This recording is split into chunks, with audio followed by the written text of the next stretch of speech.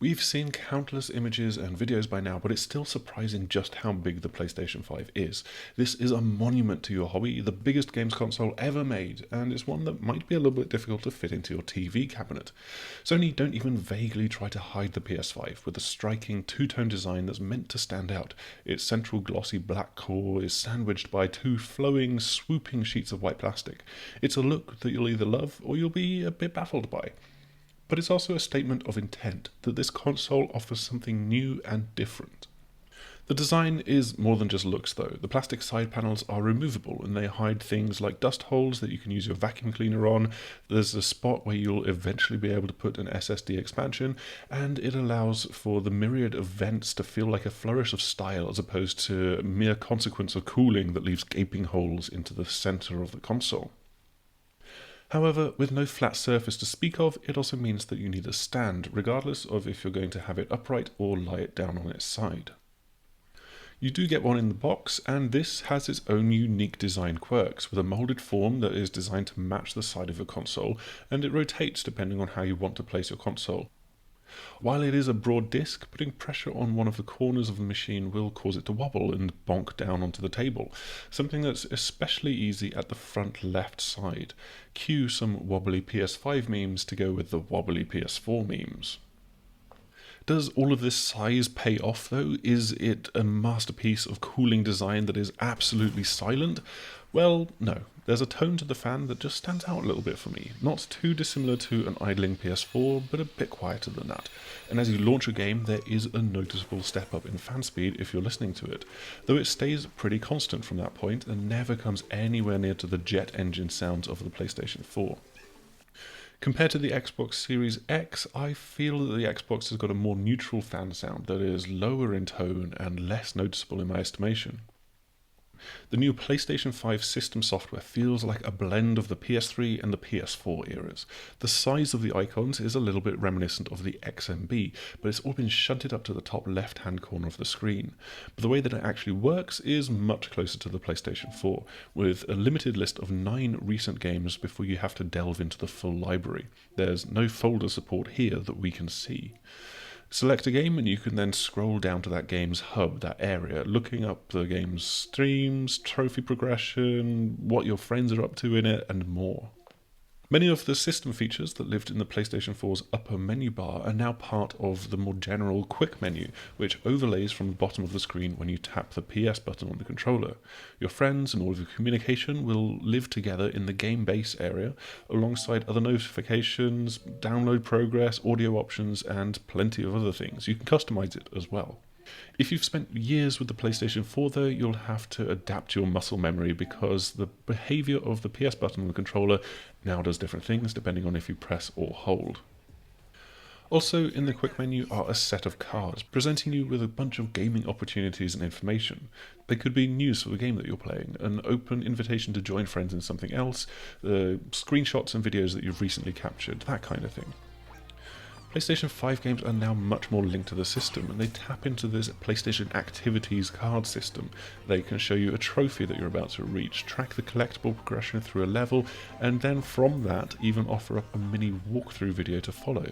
Or it could simply show you the status of your most recent checkpoint and let you dive straight back to that point in the game. And it's this that is Sony's alternative to the Xbox Series X Quick Resume feature. Instead of suspending the game mid-race, mid-mission, or whatever, PlayStation Activities can load you in at a nearby checkpoint, at the start of a level, to the multiplayer menus, and it can do that just as quickly as it takes to load in the first place. Of course, this will depend on the game developer for a robust implementation, and Marvel's Spider-Man Miles Morales shows off its flexibility pretty nicely, with granular loading points that are based around mid-mission checkpoints. This has the potential to be a much more universal system than Quick Resume. Not that that is a slight on what the Xbox can do, it's just a different philosophy. Once you're actually in-game, your experience is beholden to the wonderful effects that the PlayStation 5's DualSense controller can pull off. We've got a separate DualSense review over on thesixaxis.com, but in short, there's a huge amount of nuanced directionality given through the haptic LRA motors built into it, which can enhance the kinds of feedback that you're getting.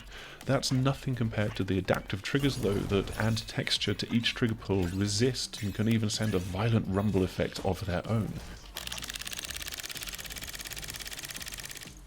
It's vibrant, it's colourful, it's evocative as you're playing the games. And so it's a shame that when you go back to a PlayStation 4 game that you only get basic and sometimes incongruent phone-like buzzing in your hands. Those games were able to make great use of the limitations of the DualShock 4 to give very sensitive little pulses at times, and you don't really get that with the DualSense. Backward compatibility is a big deal for PlayStation 5. Having once been poo-pooed by Sony, it is now a core feature of the system, and it pulls off some pretty familiar sounding tricks. The added power of the PS5 allows it to steady frame rates and resolutions at their maximum settings in games, and the SSD allows them to load in faster. Shenmue 3 has load times that drop from 37 seconds on PS4 Pro to just 22 seconds from the PS5's SSD, but of course that game had a lot of performance problems and it performs so much better here. Horizon Zero Dawn's fast travel system now takes 28 seconds instead of 64, and Crysis Remastered plummets from 47 seconds to load into a checkpoint to just 19 seconds. And then you've got GT Sport, which cuts things from 36 seconds to 20 seconds. You can roughly expect to have the loading times halved, and that might sound pretty disappointing, but that's because these games are not taking advantage of the SSD. So no, it's nowhere near as impressive as the near instant feeling load times of Spider-Man, but it can still dramatically reduce the waiting that you have to do in older games. And just as with loading times, the backward compatibility experience can be held back by the games that you're playing as well. Titles from the start of the PlayStation 4 era will be limited to 1080p and often have frame rate caps of just 30 frames per second. And once developers started to target the PS4 Pro, they weren't able to quadruple that to 4K. They were instead imposing resolution caps like 1440p, which Uncharted 4 did, or dynamic checkerboarding at 1800p at 30 FPS like Horizon Zero Dawn. Those caps are still in place, and so it leads to this curious case where the PS5 will actually be stronger than the Xbox Series X for early generation games, but then the Series X can push to the typically higher resolution targets of the One X and barely break a sweat while also doing 60 frames per second. However, just as Microsoft have been making waves talking about their own game updates, Sony are also selectively going back and updating games as well. Days Gone has been updated and it now runs at a pretty much solid 60 FPS on PlayStation 5 compared to the 30 FPS limit that was there on PS4 and PS4 Pro. And we're awaiting an update for Ghost of Tsushima to go live that does the same for that game. Hopefully they'll make similar updates for other games and enable third-party developers to do the same, especially for those found in the PS Plus collection, which would be an ideal opportunity to show just what the PS5 can actually do in terms of backward compatibility.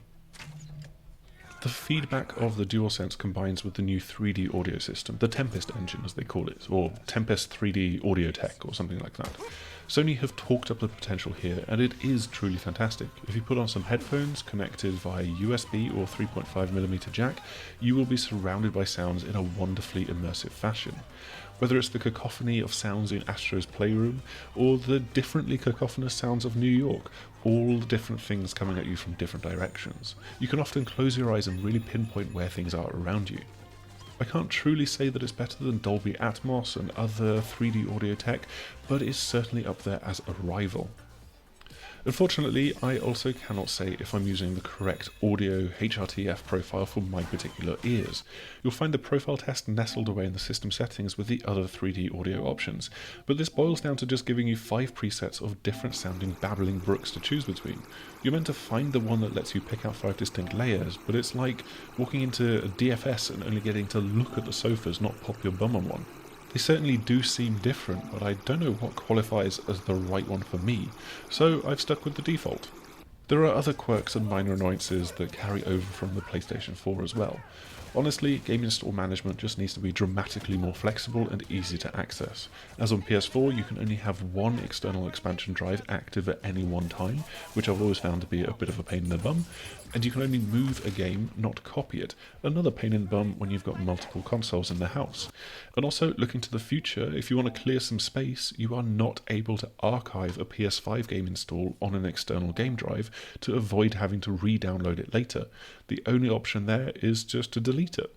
Oh, and when you only have 667.2 gigabytes of storage available for your games, it's also pretty galling to discover that another chunk of that is taken up by Other. Yes, the much maligned Other from iOS has made its way over to PlayStation.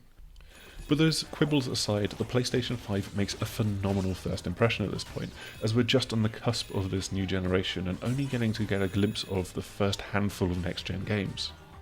There's the sheer immersiveness that's possible through the DualSense controller, there's the compelling 3D AudioTech engine, the Tempest engine, gorgeous new graphical potential of its games, all of which are more connected to the system than ever before.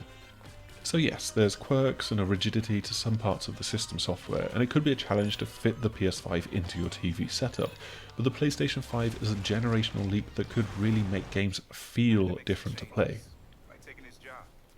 Thanks as ever for checking out our video. I hope you have found it useful and informative. You can also head over to thesafeaxis.com for this review and plenty more besides. We've also got Mars Morales and other things coming along.